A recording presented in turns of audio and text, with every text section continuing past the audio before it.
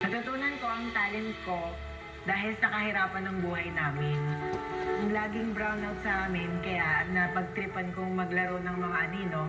Hanggang ngayon po, kapos pa rin po yung buhay namin. Katunayan nga po, para po makapagtapos sa kolehiyo, lagi po ako sumasali ng contest gabi-gabi para po pantulong sa pag-aaral ko. Laking swerte ko nga po dahil yung po mga magulang ko, sinusuportahan ko ako sa kahit anong contest. Sila po yung gumagawa ng mga props at sila rin po yung minsan nag-iisip ng concept para po makaayos yung konsepto na gagawin ko.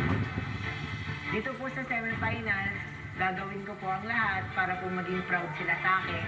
At sisiguraduhin ko pong papasok ako sa grand finals para masuklihan ko po lahat ng mga tulong na ibinigay nila sa akin. Kasama ang kanyang mga magulang na sina Mommy Eva, Daddy Jerry. Please give it up for Philip Galit!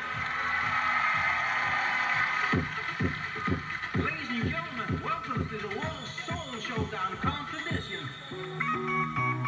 Let's give it up now to contestant number 1. Start twerking like Miley. Miley. Twerking like Miley. Twerking like Miley. Like Miley. Stop twerking like Miley. Start twerking like Miley.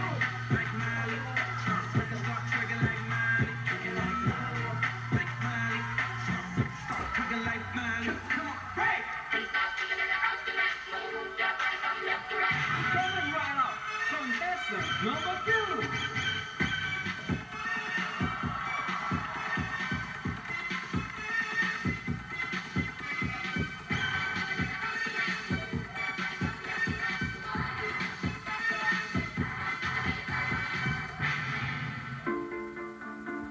Let's give a round of applause for contestant number 3.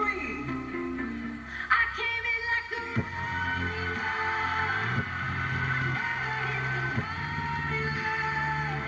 all I wanted was to break your heart.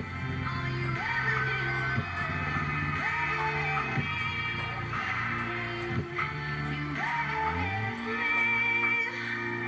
Rounding off the competition is contestant number 4.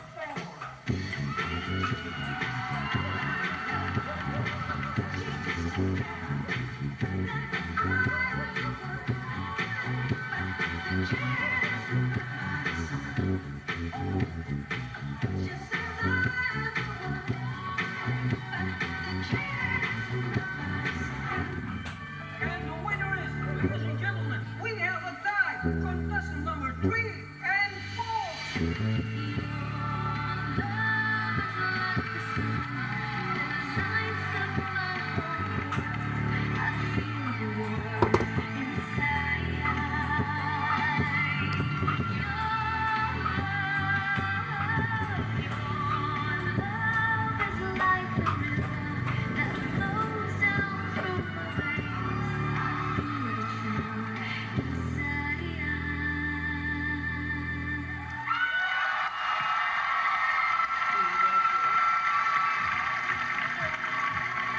Philip Galit, mga kapamilya!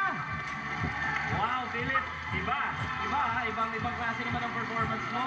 Ito naman, alamin natin kung anong nararamdaman ng judges sa performance mo. Miss Angel? Philip! Kagaya na nasa audition. Grabe, na-entertain na naman ako. Kagaya nga na sinabi ko, salamat sa brownout talaga. Nagkaroon ako ng dahilan para pasalamatan ng brownout. At Philip, kung sa'yo, bilib na bilib ako sa'yo. Pero mas bilib ako sa magulang mo kasi sobrang suporta nila sa'yo. Thank you very much. Sir FMG? Philip, galit na galit ang performance mo. Mas dumilip sana ako kung hindi mo kasama yung magulang mo na kaya mo mag-isa. Of course, it's gonna be very difficult, but it would have been perfect if you could do it on your own. Thank you, Sir FMG. Five? I-post ko na sa YouTube. Okay. Sa isang bansa na labis na tinatangkilik ang mga mahuhusay na mananayaw at mahusay na mga awit, pinagdarasal ko na sana ma-appreciate at din ng mga Pinoy, matutunan nilang i-appreciate yung talentong inihahain mo sa amin dahil ang mga nakakagawa niya na tulad mo ay mga matatalino at malalawak ang imahinasyon. Thank you po. Salamat. Judge Robin?